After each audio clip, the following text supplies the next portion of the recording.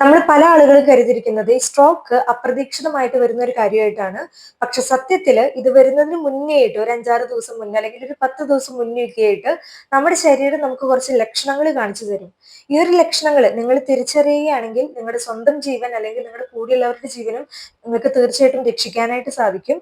അപ്പൊ ഇന്നത്തെ ഒരു വീഡിയോയിൽ ഞാൻ ഈ സ്ട്രോക്ക് വരുന്നതിന് മുന്നേ ആയിട്ട് നമ്മുടെ ശരീരം നമുക്ക് കാണിച്ചു തരുന്ന പ്രധാനപ്പെട്ട ഒരു 7 ലക്ഷണങ്ങളാണ് ഇവിടെ പറയാനായിട്ട് പോകുന്നത്. അപ്പൊ വീഡിയോ അവഗണിക്കാതെ സ്കിപ്പ് ചെയ്യാതെ തീർച്ചയായിട്ടും കാണാനായിട്ട് ശ്രദ്ധിക്കുക. നമസ്കാരം, ഞാൻ doctor Anjali, Ayurveda consultant working with Ayush Shakti in Mumbai. ഈ സ്ട്രോക്ക് എന്ന് പറയുന്നത് നമ്മുടെ തലച്ചോറിലേക്കുള്ള രക്തപ്രവാഹം തടസ്സപ്പെടുന്ന സമയത്ത്, അല്ലെങ്കിൽ നമ്മുടെ തലച്ചോറിൽ ഉണ്ടാകുന്ന ബ്ലഡ് വെസൽസിൽ എന്തെങ്കിലും ക്ഷതം പറ്റുന്ന സമയത്ത്, പൊട്ടലൊക്കെ ഉണ്ടാകുന്ന സമയത്ത് ഉണ്ടാകുന്ന ഒരു കണ്ടീഷനാണ് ഈ സ്ട്രോക്ക്.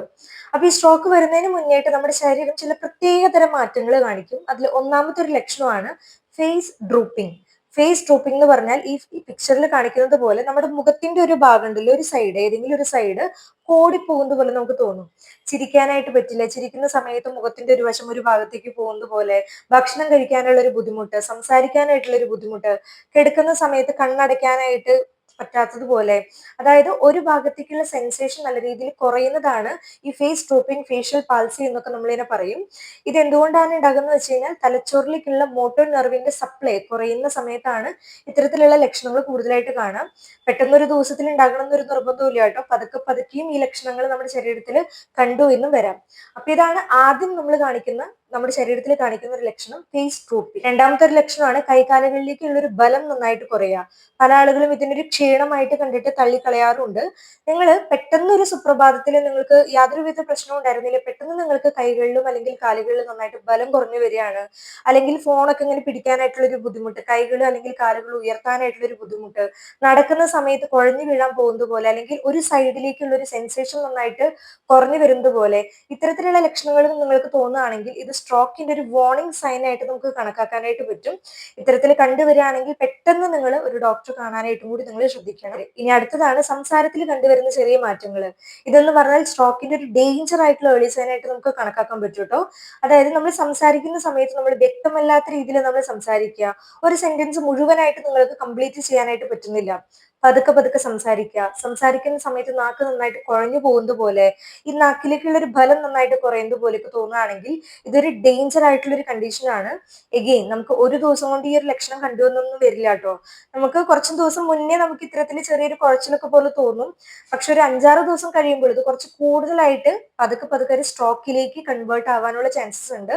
അപ്പൊ ആദ്യമേ നിങ്ങളുടെ ശരീരത്തിൽ ഇത്തരത്തിലുള്ള ലക്ഷണം കണ്ടുവരികയാണെങ്കിൽ അവഗണിക്കാതെ തീർച്ചയായിട്ടും ഒരു ഡോക്ടറെ കൺസൾട്ട് ചെയ്യുക. ചില ആളുകൾ ഇവിടെ നെഗ്ലക്ട് ചെയ്യുന്നവരും ഉണ്ട്. അവർക്കായിട്ടാണ് ഞാൻ പറയുന്നത്, ഇങ്ങനെ കണ്ടു കഴിഞ്ഞാൽ ഒരിക്കലും നെഗ്ലക്ട് ചെയ്യരുത്, തീർച്ചയായിട്ടും ഡോക്ടറെ കാണാനായിട്ട് നോക്കുക. ഇനി നാലാമത്തെ ഒരു സിംറ്റമാണ് തല ചുറ്റുക. ഇത് വല്ലതും വെർട്ടിഗാണെന്ന് വിചാരിച്ചിട്ട് തെറ്റിദ്ധരിക്കാറുണ്ട് കേട്ടോ. ഇതിന്റെ ലക്ഷണം എങ്ങനെയാന്ന് വെച്ചാൽ നിങ്ങൾ നടക്കുന്ന സമയത്ത് നിങ്ങൾ വീഴാൻ പോകുന്നത് പോലെ തോന്നുക, അല്ലെങ്കിൽ നേരെ നിൽക്കുന്ന സമയത്ത് നിങ്ങൾക്ക് ബാലൻസ് കിട്ടില്ല, അപ്പൊ നിങ്ങൾ വീഴാൻ പോകും. ഇതിന്റെ കൂടെ നിങ്ങൾക്ക് ഛർദി പോലെ തോന്നുകയാണ്, അല്ലെങ്കിൽ ഛർദിക്കാൻ വരുന്നത് പോലെ നിങ്ങൾക്ക് ഫീൽ ചെയ്യുകയാണെങ്കിൽ ഇത് പലപ്പോഴും നമ്മുടെ തലച്ചോറിൽ നമ്മുടെ ബാലൻസ് കൺട്രോൾ ചെയ്യുന്ന ഏരിയയിൽ ഉണ്ടാകുന്ന തകരാറ് കൊണ്ട് ഉണ്ടാകുന്ന ഒരു പ്രശ്നം കൂടിയായിരിക്കും. അപ്പൊ വെർട്ടിഗാണെന്ന് വിചാരിച്ചിട്ട് ഇതിനെ നെഗ്ലക്ട് ചെയ്യരുത്. പല സമയത്തും ഇത്തരത്തിലൊരു വെർട്ടിഗോ പോലെയൊക്കെയാണ് നമുക്ക് തോന്നുക, പക്ഷെ അത് കൂടി കൂടി വരികയാണെങ്കിൽ ഒരിക്കലും നിങ്ങൾ നെഗ്ലക്ട് ചെയ്യരുത്. അഞ്ചാമത്തെ ഒരു ലക്ഷണമാണ് കാഴ്ചയിൽ ഉണ്ടാകുന്ന പ്രശ്നങ്ങൾ. അതായത് ഒരു കണ്ണിൽ മാത്രം നന്നായിട്ട് കാഴ്ച കുറഞ്ഞു വരുന്ന പോലെ ഫീൽ ചെയ്യാണ്, അല്ലെങ്കിൽ ഡബിൾ വിഷൻ പോലെ തോന്നുകയാണ്. ഒരു വട്ടം വന്നു എന്നല്ല പറയുന്നത് കേട്ടോ, ഇടയ്ക്കിടയ്ക്ക് അങ്ങനെ ഫീൽ ചെയ്തുകൊണ്ടിരിക്കുകയാണ്. പെട്ടെന്നൊരു ബ്ലാക്ക് ഔട്ട് പോലെ, നിങ്ങൾ എന്തെങ്കിലും ചെയ്തുകൊണ്ടിരിക്കുന്ന സമയത്ത് പെട്ടെന്ന് ബ്ലാക്ക് ഔട്ട് ആവുകയാണ്. ചില സമയങ്ങളിൽ ഒരു സൈഡിലത്തെ കാഴ്ച വരെ പോയി എന്ന് വരാം, പെരിഫറൽ ലോസ് എന്ന് നമ്മൾ ഇതിനെ പറയും. ഇനി ആറാമത്തെയാണ് കുറച്ചും കൂടി ഡേഞ്ചർ ആയിട്ടുള്ള ഒരു കണ്ടീഷൻ, അസാധാരണമായിട്ടുള്ള ഒരു തലവേദന.